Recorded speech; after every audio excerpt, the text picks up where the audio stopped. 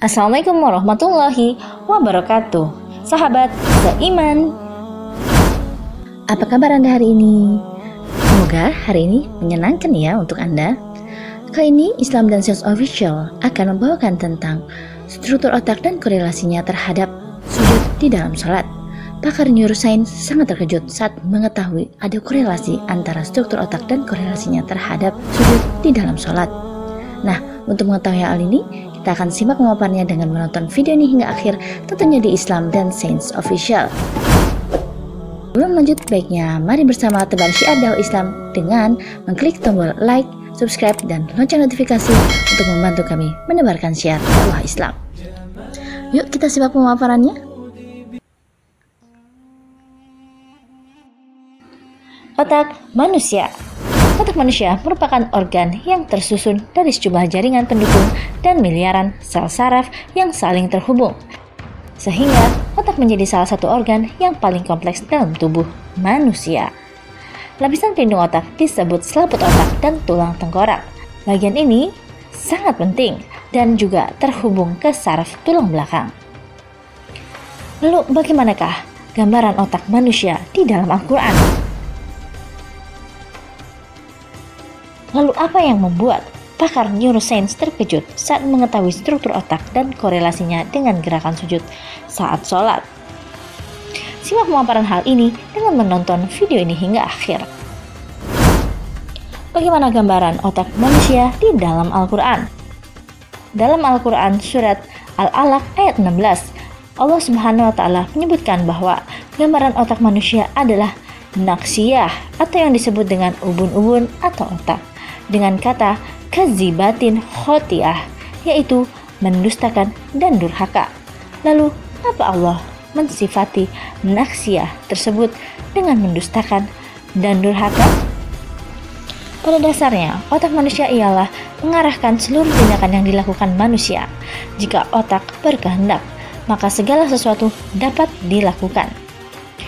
Dikarenakan sebagian besar manusia hanya mementingkan kehendak hawa nafsunya saja tanpa mempertimbangkan baik dan buruknya, dan Allah mensifatinya dengan kazibatin khotiah, yakni pendusta dan durhaka. Hanya orang-orang yang baik, benar, dan khusyuk dalam sholatnya lah yang dapat menghindar dari sifat-sifat ini.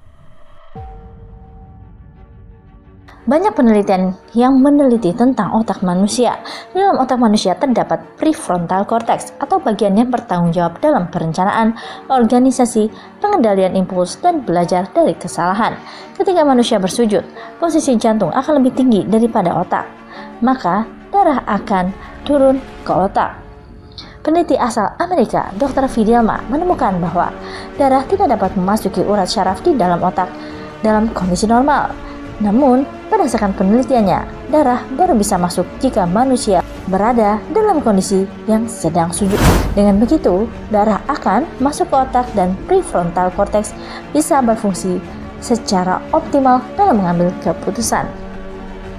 Itulah salah satu sebab mengapa sholat dapat mencegah perbuatan keji dan mungkar. Satu hal yang menakjubkan, ternyata jika diperhatikan dengan rinci, struktur otak manusia menyerupai orang yang sedang dalam kondisi sujud saat sholat.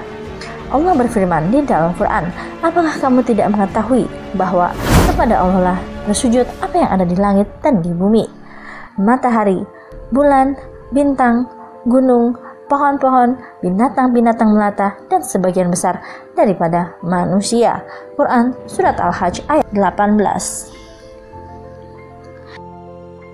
Ayat tersebut memperkuat bahwa struktur otak memang seperti orang yang sedang sujud. Saat stres, hormon adrenalin akan dirembeskan dan kadar pengaliran darah ke prefrontal cortex akan berkurang. Hal inilah yang membuat manusia dapat bertindak tanpa berpikir. Namun, stres ini akan dapat mereda saat kita melaksanakan sujud di dalam sholat. Karena dengan sujud kita dapat membuka lebih ruang kapiler darah untuk ke prefrontal cortex ini. Hal inilah yang membuat mengapa sholat dapat menenangkan hati ketika sedang stres. Dan juga sholat mampu membuat manusia menjadi lebih bijak dalam melakukan pengambilan keputusan. Masya Allah, sungguh luar biasa hakikat sujud di dalam sholat. Maha suci Allah atas segala firman-Nya dan maha benar Allah atas segala firman-Nya. Allahu a'lam bishawab. Terima kasih telah menonton channel ini, dan mari bersama tebar syiar dakwah Islam yang bermanfaat dengan klik like, subscribe, dan share video ini, karena sebaik-baik manusia ada yang bermanfaat bagi manusia lainnya.